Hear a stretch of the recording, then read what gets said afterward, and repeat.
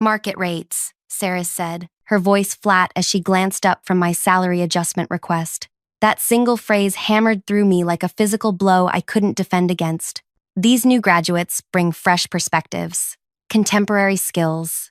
They've been trained on systems you've had to learn on the job. 7 years. 7 years I had spent building the foundation of her company, working 60-hour weeks, creating the training programs these fresh perspectives were now benefiting from. But they're making 50% more than me, I managed, my voice barely above a whisper. An email had been accidentally forwarded to me, a compensation breakdown for the new hire cohort. The numbers had burned into my retinas. I designed the product architecture they're using. I wrote the manuals they're learning from. Saris leaned forward, her expression unchanged. Amira, the market has shifted. Your compensation reflects when you were hired, not current conditions. We value your contributions, but this is business, not personal.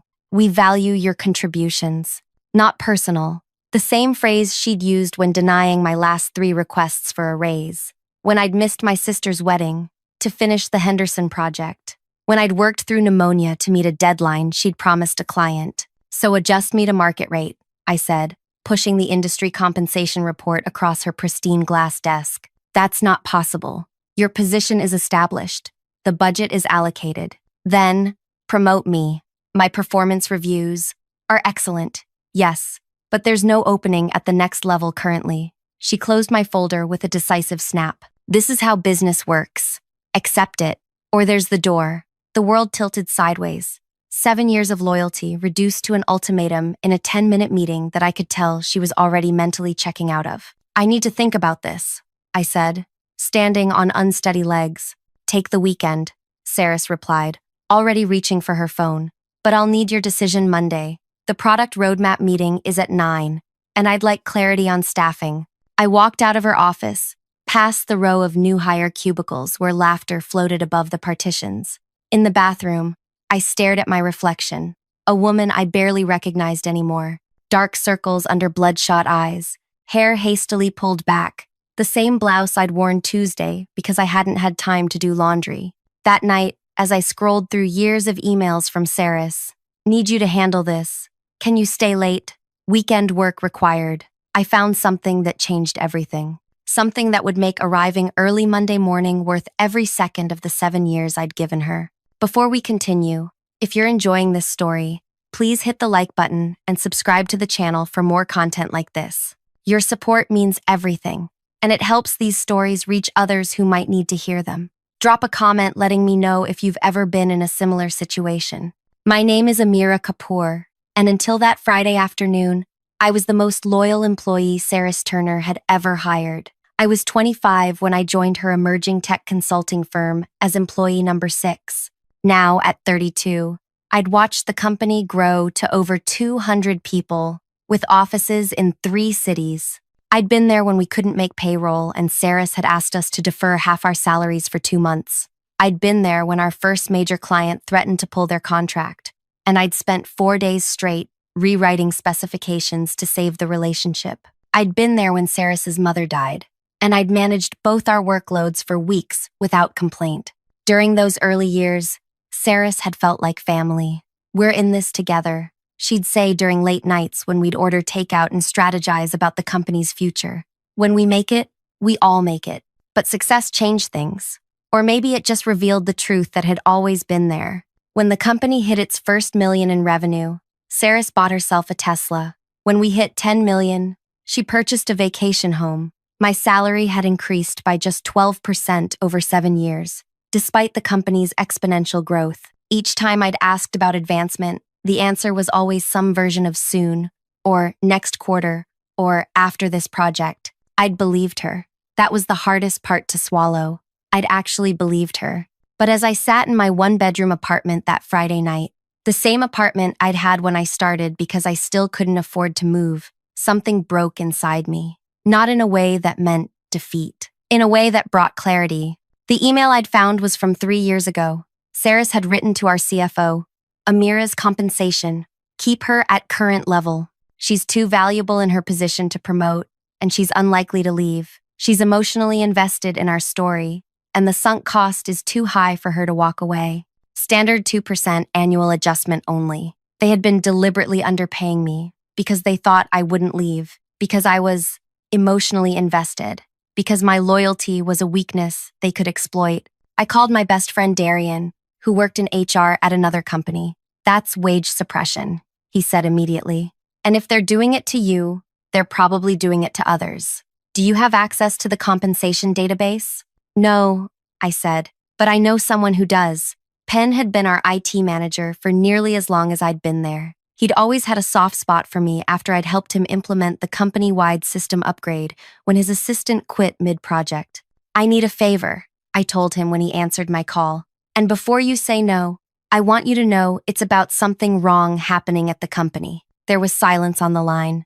Then, this sounds like the kind of conversation that should happen in person. Meet me at Barlow's in 30 minutes. Barlow's was a dive bar, 3 neighborhoods away from any place company people would go. When I arrived, Penn was in a back booth, nursing a beer. You sounded serious, he said as I slid into the seat across from him. I am. I showed him the email from Saris to the CFO. His expression darkened as he read it. That's messed up. I think it's happening to others too. I need to know. Penn studied me for a long moment. What exactly are you asking me to do? I need the compensation data. For everyone who's been there more than 2 years, compared to new hires in similar roles. He took a long drink of his beer. That's not just against company policy. That could be illegal. So is intentionally suppressing wages based on the assumption that employees won't leave because of emotional manipulation. Penn's fingers drummed on the sticky table. Finally, he said, I can't give you access, but I might be able to run a report for my own audit purposes. He gave me a meaningful look. Sometimes I leave my audit reports in a shared folder temporarily before moving them to the secure server. By Sunday morning, I had the data, and it was worse than I'd imagined. Every employee who'd been with the company more than 3 years was being paid significantly less than market rate, on average 40% less. New hires were brought in at market or above. The longest tenured employees were the most underpaid. And there was more. Emails between Saris and the executive team referred to this as their retention cost management strategy. They had identified employees who demonstrated high company loyalty indicators and deliberately kept their compensation below market, betting on emotional attachment and career inertia to keep them from leaving. My hands were shaking as I compiled the information. This wasn't just about me anymore. This was about dozens of people being systematically exploited. I had a decision to make. I could walk away, find another job at market rate, and leave Saris and her company behind. Or I could do something that would change everything. I chose the latter. Monday morning arrived with a clarity I hadn't felt in years. I woke at 4:30 a.m., dressed with purpose, and drove to the office while the world was still dark. The security guard, Vicente, raised an eyebrow as I swiped my badge at 5:15 a.m. Early bird today, Amira? He asked. Big presentation, I replied with a smile that felt completely new on my face. Not forced, not exhausted, determined. The building was empty, exactly as I needed it to be. I went straight to Saris's office, the corner suite with floor-to-ceiling windows overlooking the city she so often bragged about during client meetings. I placed a sealed envelope on her chair, not on her desk, where an assistant might find it, but directly on the chair, where only she would see it when she sat down. Inside was a single page with 3 things: my resignation effective immediately, a copy of her email about keeping me underpaid, and a USB drive containing the compensation analysis. But I wasn't done. I returned to my desk and opened my laptop one last time. The email I'd drafted the night before was addressed to every employee who'd been with the company more than 2 years, 47 people in total. The subject line read, Why you're being underpaid, the truth about our compensation strategy. My finger hovered over the send button. Was I really going to do this? Burn every bridge?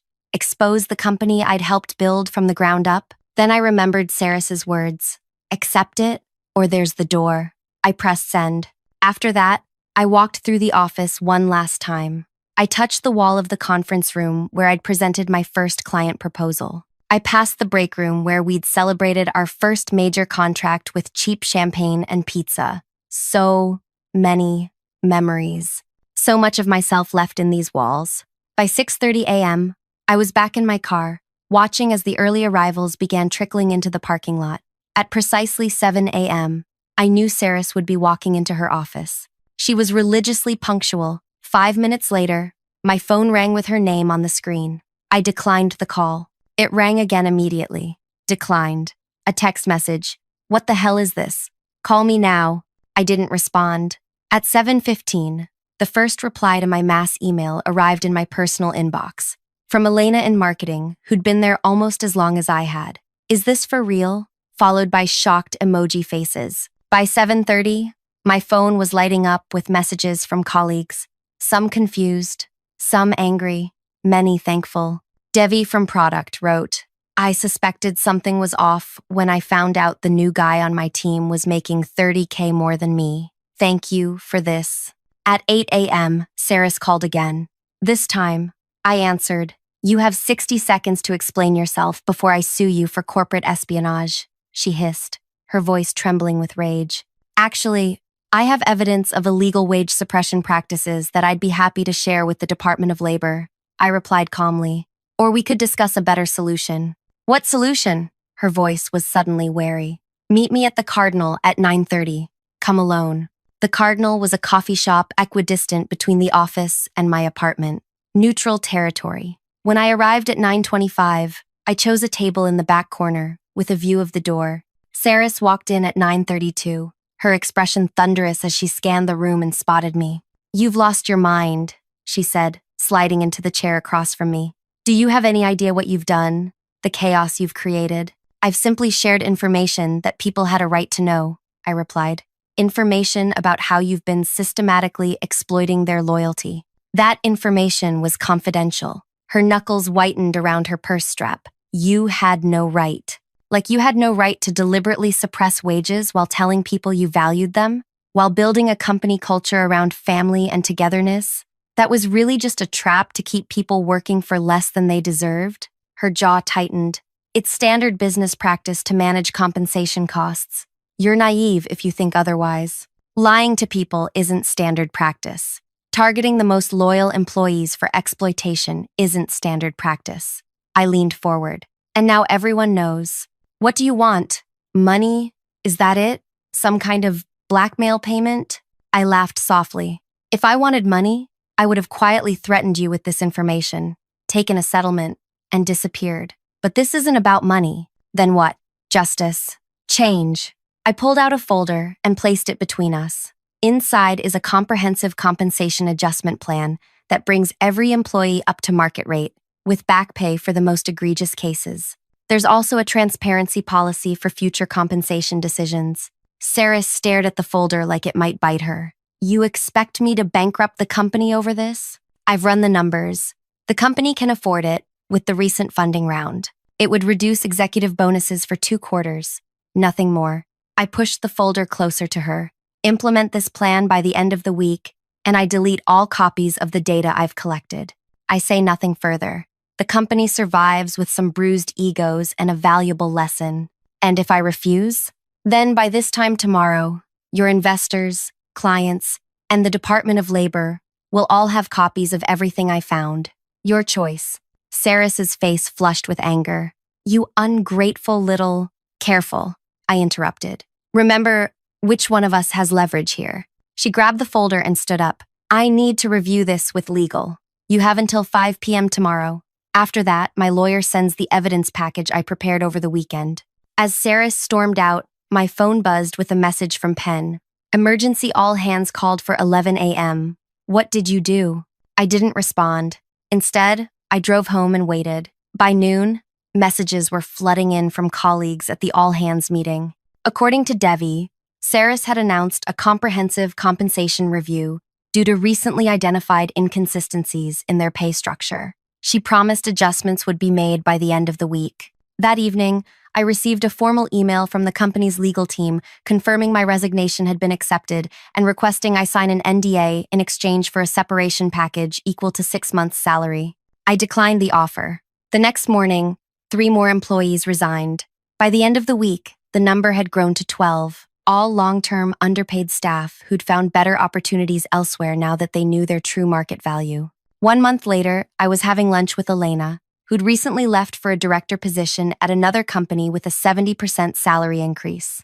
"Did you hear?" she asked, eyes wide with gossip. The board forced Saris to step down. The exodus continued after we left, almost 20 people in total. They lost the Hendricks contract because the entire team that serviced it quit. I sipped my water. I hadn't heard. And that's not all. Elena leaned closer. The remaining employees formed a committee and demanded the company bring in a compensation consultant to create an entirely new, transparent pay structure. The board agreed to all of it. "Good for them," I said. Rumor is Saris tried to blame it all on the CFO, but then someone leaked emails proving she was the architect of the whole strategy. Elena gave me a knowing look. "Any idea who might have done that?" I shrugged innocently.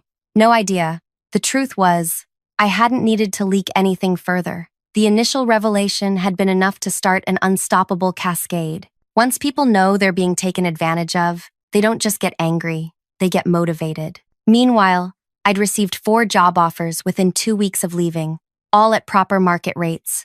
I'd accepted the most interesting one, a position that actually recognized my experience and compensated me accordingly.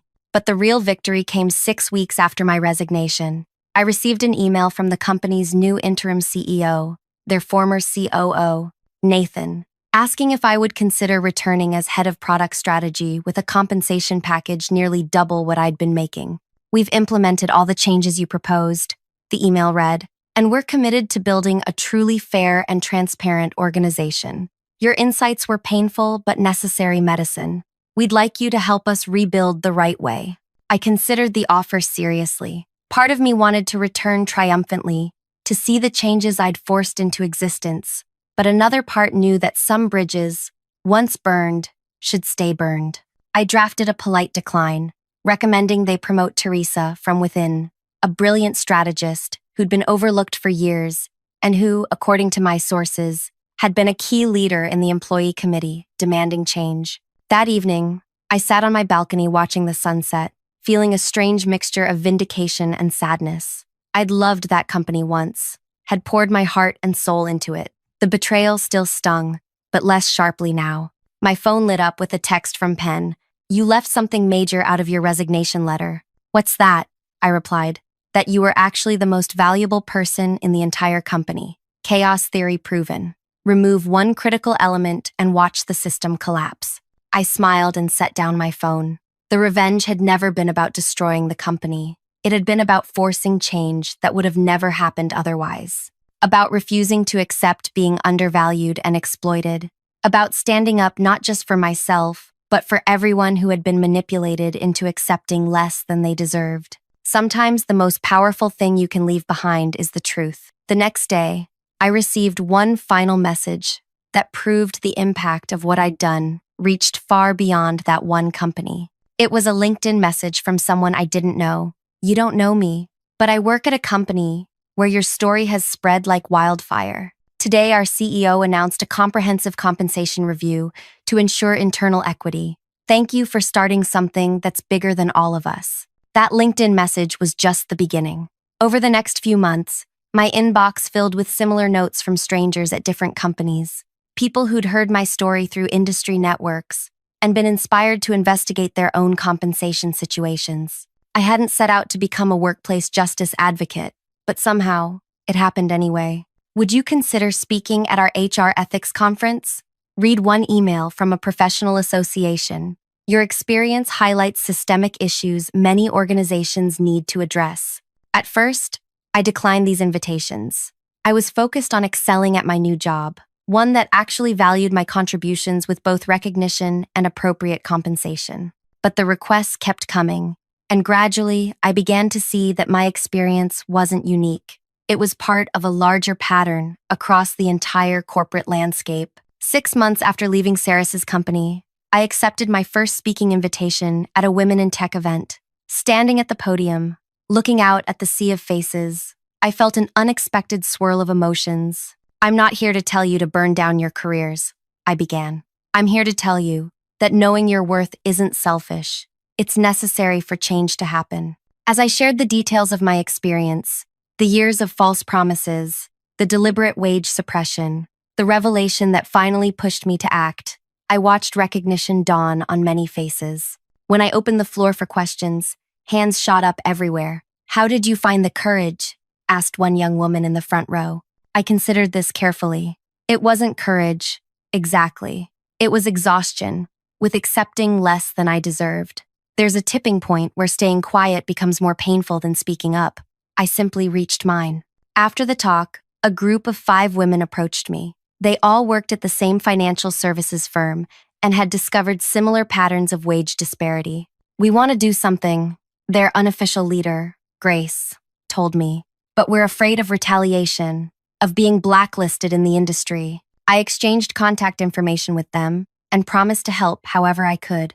Over coffee, the following week, we developed a strategy that would protect them individually while still creating necessary change. 2 weeks later, Grace sent me a triumphant text. It worked. Management announced a company-wide compensation review and immediate adjustments for internal equity reasons. They're terrified someone will go public. Word continued to spread. I created a private online forum where people could share their experiences and strategies for addressing wage inequality. Within 3 months, it had over 2,000 members. I was careful to never advocate anything illegal, instead focusing on education, transparency, and collective action. "Knowledge is leverage" became our unofficial motto. Even as this movement grew around me, my personal life was transforming too. With my new, appropriately compensated position, I finally moved out of my 1-bedroom apartment into a place with an actual home office and enough space to breathe. I reconnected with my sister, whose wedding I'd missed years ago for Sarah's deadline, and made a point of visiting her monthly. Nearly a year after my resignation, I received an unexpected email from Teresa, the colleague I'd recommended for promotion at my former company. "Having drinks with some of the team tonight at Bellamy's. 7 p.m. Thought you might want to join us." I hesitated, fingers hovering over the keyboard. Did I want to revisit that part of my past? See people who had witnessed my most vulnerable and vindictive moments? Curiosity won out. Walking into Bellamy's that evening felt surreal, like stepping back in time, but as a completely different person. Teresa spotted me immediately and waved me over to a large table where 8 former colleagues sat. "The legend herself," Penn called out, raising his glass as I approached. "The woman who brought down an empire with a single email. The empire seems to be standing just fine," I replied, sliding into an empty chair. "Different empire," Elena clarified. "Better one." Over the next 2 hours, they filled me in on the company's transformation. After Sarah's departure, Nathan had implemented every change I'd demanded and more. A transparent compensation structure, regular market rate adjustments, bonuses tied to company performance that included all employees, not just executives. "Remember Jameson?" Teresa asked, referring to one of the fresh graduates who'd been hired at 50% more than my salary. He found out what happened and was horrified. Apparently, they told new hires that their higher salaries were because they had specialized skills the rest of us lacked. "He's heading up a mentorship program now," Penn added, "pairing new hires with veterans so institutional knowledge gets shared." His idea. I felt an unexpected warmth hearing how the company had evolved. My revenge had been about justice, not destruction, and it seemed justice had prevailed. As we were preparing to leave, Nathan himself walked into the bar. He stopped short when he saw me, then approached our table. "Amira," he said, extending his hand. "I heard rumors you might be here." I stood and shook his hand, studying his face for signs of resentment. I found none. "How are things?" I asked neutrally. "Better, different, harder in some ways, easier in others." He glanced at the group, then back to me. "Would you have a moment to chat privately?" At a small table away from the others, Nathan got straight to the point. "What you did," he began, then paused to choose his words carefully. "It was necessary, painful, but necessary. I wanted you to know that I see that now. I wasn't trying to burn everything down," I said. "I know. You were trying to fix what was fundamentally broken." He twisted his drink slowly. "The board brought in consultants to review everything after the exodus. Do you know what they found?" I shook my head. That if we'd continued on Sarah's path, we would have eventually imploded anyway. Constant turnover of institutional knowledge, declining product quality, cultural toxicity. He met my eyes directly. You didn't destroy the company, Amira. You saved it. Something tight in my chest loosened at his words, a knot of doubt I hadn't realized I was carrying. There's something else, Nathan continued. Saris is starting a new company. She's been approaching our clients, our employees. Same promises, same vision. And you're telling me this because people should know who they're really dealing with. History shouldn't repeat itself. He slid a flash drive across the table. All the documentation from our internal investigation. Legal says we can't publish it, but there's no rule against me giving it to a private citizen. I stared at the small device. What am I supposed to do with this? Whatever you think is right. He stood to leave. You've proven you have good judgment about that. That night, I stayed up late reviewing the files Nathan had given me. They included everything: internal communications, compensation analyses, exit interview data, painting a comprehensive picture of systematic exploitation that went beyond even what I'd uncovered. The next morning, I made a decision. I wouldn't directly expose Saris again. Instead, I would use this information to create something more lasting, a framework for identifying and addressing compensation inequity that companies could implement proactively, a guidebook for employees to recognize warning signs, resources for those facing similar situations. 3 months later, I published an anonymous case study based on the data, changing all identifying details, but preserving the patterns and strategies. It quickly became required reading in business ethics courses at several universities. 18 months after my resignation, I received an invitation to speak at a major industry conference about transparency and equity in corporate compensation. On the speakers list, directly after my session, was Saris Turner herself, presenting on building smart compensation strategies. When I saw her name, I laughed out loud.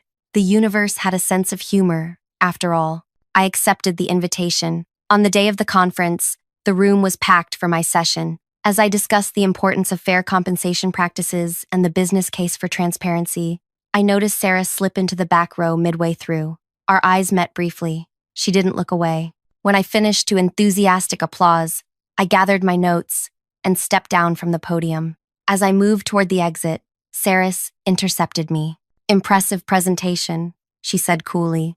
Very idealistic. Thank you, I replied. I'm looking forward to your session. I assume you'll be covering how undervaluing experienced employees leads to company implosion? Her expression hardened. You have no idea the damage you caused. Actually, I do. The question is whether you've learned anything from it. Before she could respond, a young woman approached us, her conference badge identifying her as an HR director at a growing tech firm. Miss Kapoor, your talk was incredible. Would you consider coming to speak to our leadership team? We're revamping our compensation structure and could really use your insights. I smiled. I'd be happy to. Here's my card. The young woman thanked me and walked away. Saris watched her go, then turned back to me. You've made quite a name for yourself from all this, she observed, her tone suggesting I'd somehow profited from wrongdoing. That wasn't the goal, I replied honestly. The goal was change. It still is. For a moment, I thought I glimpsed something like regret in her eyes, quickly masked by her usual composure. Well, she said briskly, I should prepare for my session. As she walked away, I felt the final weight lift from my shoulders. I no longer needed her approval, her recognition, or even her remorse. My worth wasn't defined by her assessment or anyone else's. 2 years after placing that envelope on Saris's chair, I published a book about workplace equity that became a bestseller. I started consulting with companies committed to building fair compensation structures. And most surprisingly, I found myself mentoring young professionals on how to advocate for themselves from the beginning of their careers, rather than after years of exploitation. The greatest revenge wasn't bringing Saris down or exposing the company's practices. It was creating lasting change that would prevent others from experiencing what I had endured. That envelope I left on her chair didn't just change my life, it started a ripple effect that continues to expand. And in the end, that's worth far more than the salary I was denied for all those years. Thank you for staying with me through this entire story. If you found value in hearing about my journey, please hit that like button and subscribe to the channel. Your support helps these important conversations reach more people who might be experiencing similar situations. Share your thoughts in the comments below. Have you ever had to stand up for your worth in the workplace? What happened? Let's keep this conversation going, because change happens one brave action at a time.